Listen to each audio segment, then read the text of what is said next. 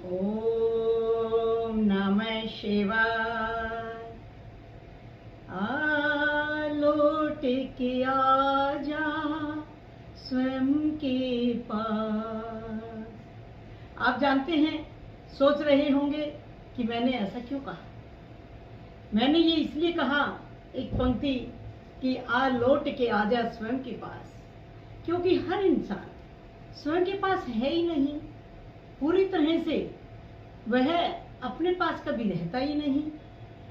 शरीर कहीं पर बैठा होता है तो मन कहीं पर घूम रहा होता है, तो स्वयं के पास कैसे हुआ। तो स्वयं के पास आने के कितने फायदे हैं। जब आप जप के द्वारा, मंत्र के द्वारा, तप के द्वारा, श्वास क्रिया के द्वारा किसी भी प्रकार से अपने श्वासों को साधने लगते हो तो उसमें मन भी सधने लगता है। श्वास विज्ञान एक ऐसा विज्ञान है जिससे बड़ा कोई विज्ञान नहीं। और इस शरीर की जो ऊर्जा है, जो 7200 नाड़ियों के माध्यम से हमेशा आपके लिए गए श्वासों के द्वारा बहती रहती है, उससे बड़ी कोई ऊर्जा नहीं है, कोई इलेक्ट्रिसिटी नहीं है। जहां पर ये कई सारी नाड़ियां मिलके इकट्ठा होती हैं, वहां पर चक्र बन जाता है, जिसे हमारे शरीर में माना गया है कि 7 चक्र होते हैं। लेकिन आज एक बार उस बात पे आते हैं, इनके बारे में आपको मैं अगली वीडियो में पूरी तरह से समझाती हूँ। आज हमने इन श्वासों से क्या करना है, आयुर्वेद से क्या करना है, क्योंकि योग और आयुर्वेद दोनों की वैदिक जड़ें एक ही है। योग के द्वारा मन को साधा जाता है और आयुर्वेद के द्वारा इस शरीर को ठीक किया जाता है। ध्यान रखते हुए, आहार विहार पर पूरा ध्यान रखते हुए इसे ठीक रखा जाता है। अगर ठीक है और बीमार है तो ठीक किया जाता है। तो आपने जिस प्रकार से सुना होगा कि आयुर्वेदिक दवाइयाँ जो होती हैं, उन्हें जब कोई भी पेशेंट लेता है तो उसके रोग को दबाया नहीं जाता, उसके रोग के कारण को ठीक किया जाता है। तो जिन दवाइयों को से आपका रोग ठीक हो सकता है, आप यज्ञ के द्वारा भी ठीक हो सकते हैं, बिना दवाइयों का सेवन किए या फिर अपनी दवाइयों के सेवन करने के साथ साथ। जिन दवाइयों से आपने अपनी बीमारी को, डिजीज को ठीक करना है, उन्हीं दवाइयों को इकट्ठा करके, जड़ी बूटियों को और मोटा मोटा पीस लें, उनमें घी मिला लें और एक बर्तन में रख लें। जो भी आपका पेशेंट है उसको आप हवन के माध्यम से ठीक कैसे करेंगे कि आपने रोजाना आधा घंटा 11 दिन तक यज्ञ करना है। आप अपने पेशेंट को जो जिस स्थिति में भी बैठ सकता है उसी स्थिति में उसे बैठाने की कोशिश करें। रीढ़ की हड्डी सीधी हो। वह अगर बैठ सकता है तो ठीक है, नहीं बैठ सकता है तो वह चारपाई पर सीधा आपके हवन के बिल्कुल पास लेट जाए। लेकिन तकिया ना लगे, क्योंकि तकिया लगने से गर्दन ऊपर हो जाती है और हमारी रीढ़ की हड्डी सही लेवल में नहीं रह पाती।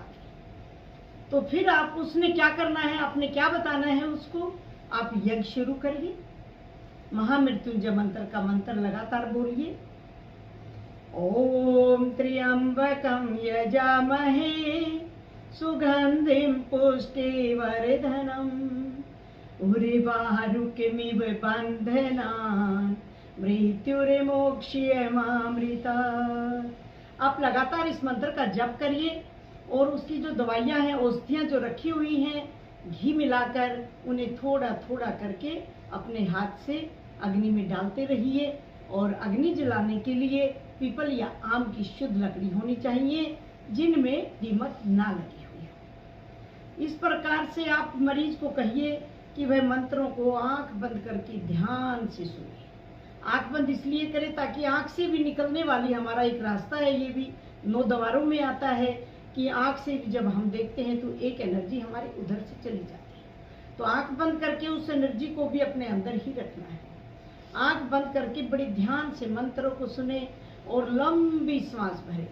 हर श्वास पे उसका ध्यान रहे कि उसने श्वास नाक के द्वारा ली और श्वास अंदर जा रही है, सूंडी से बिल्कुल थोड़ा ऊपर मणिबंध चक्कर तक गई और वहां पर उसने श्वास को सिर्फ 5 सेकंड के लिए रोक लिया और फिर धीरे धीरे उसे महसूस करते हुए बाहर निकाल दिया। इस प्रकार से आप मरीज को आधे घंटे तक यज्ञ के पास बिठाते हैं या लिटाते हैं, तो इससे सबसे बड़ा फायदा क्या होगा, जो वह चाहता है कि वह ठीक हो जाए, लेकिन उसका मन जो है इतना चंचल है कि उसे ठीक नहीं होने देता। उसका मन कहीं रुकता ही नहीं।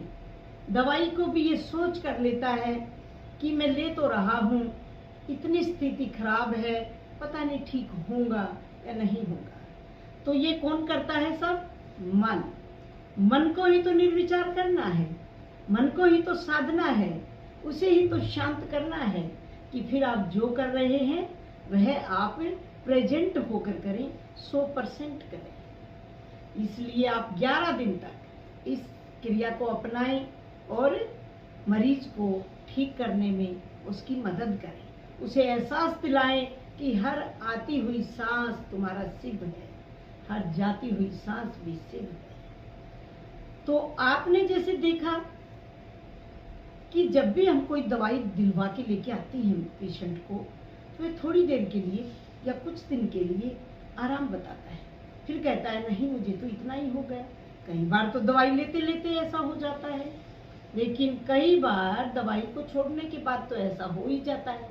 ऐसा ना हो, क्योंकि सबसे बड़ा डॉक्टर आपके अंदर बैठा है, जिसे आपकी कोई जान पहचान ही नहीं है। सबसे बड़ा डॉक्टर कौन है? जो आपकी हर स्थिति को